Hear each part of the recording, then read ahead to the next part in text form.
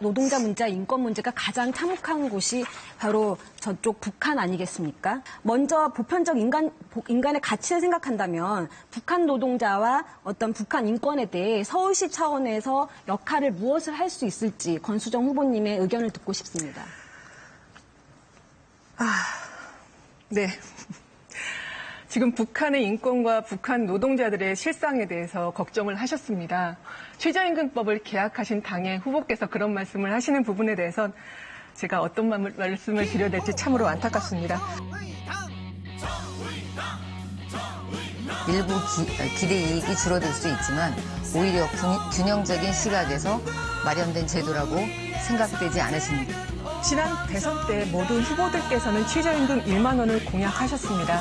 문재인 대통령의 공약이 무너져 내린 것입니다. 청와대 앞에 학교 비정규급식실에서 일하시는 분들이 농성을 하고 계십니다. 작년에 식비 500원을 올리기 위해서 추석 연휴 내내 싸우셨습니다. 이번에 최저임금 계약으로 인해서 정말 절망감에 빠져 계십니다. 가지고 있는 자들의 주머니는 털지 않고 왜 가지지 못한 자들의 주머니만 터는 정책을 지금 사용하고 계시는지 정말 지난 서울시장 토론회 때 안철수 후보께서 그 지하철 안 미세먼지가 3배 정도가 된다는 말씀을 하셨습니다. 9호선 와서 노동자분들을 만나 뵈었는데요. 그분들께서 그 말씀을 들으시면서 화를 내시더라고요. 무슨 3배냐. 터널 안을 지나갈 때 3배가 아니라 거의 30배 정도로 느껴집니다. 시민의 안전을 생각할 수 없는 이유는 9호선이 민간 자본으로 만들어졌기 때문입니다. 시민들의 안전과 편의보다는 돈이 우선되기 때문입니다. 안철수 후보께서 계속해서 내고 계신 공약은 국철 지화를 전면 민간 자본으로 하겠다고 말씀하고 계십니다.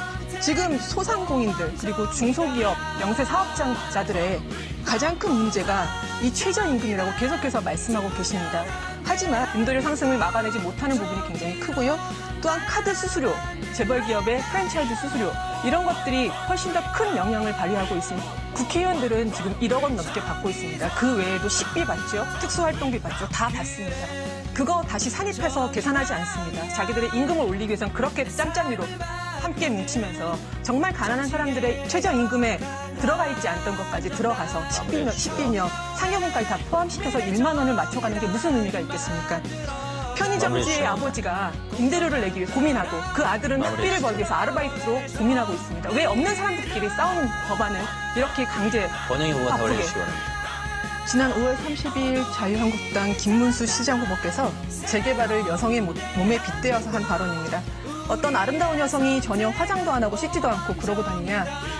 명백히 여성을 매물을 끊임없이 바꿔야 하는 노동을 하는 존재로 규정한 발언이라고 저는 생각을 합니다. 자유한국당 홍준표 대표를 비롯해서 나서는 분들의 여성에 대한 편견이 참으로 입에 담기 어려운 수준이라고 생각합니다. 도시가 가꿔야 된다, 도시는 계속 변화해야 된다는 것을 얘기할 때 그 여성을 먼저 예를 드신 것이 좀 오해가 됐다. 저는 이렇게 생각을 하고 그런 시민들의 인식이 지금까지 자유한국당이 보여져 왔던 모습에서 기인된다고 저는 생각을 합니다. 나오시는 후보분들께서 계속해서 혐오 발언들을 하고 계십니다. 성소수자는 시민으로서 존재합니다.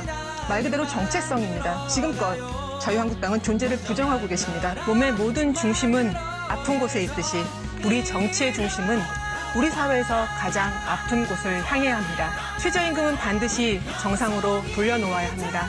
KTX 승무원들의 억울함은 풀어주어야 합니다. 평범한 사람들이 하루하루를 힘겹게 버티는 것이 아니라 자신의 삶을 즐기며 꿈꿀 수 있도록 해야 합니다. 정의당에 투표해 주십시오. 정의당이 얼마만큼의 지지를 받아 지역의회에 들어가느냐가 앞으로 서울시 4년의 방향을 결정짓게 될 것입니다. 제1야당 교체, 갑질 없는 사회, 이제는 기호 5번 정의당입니다. 감사합니다.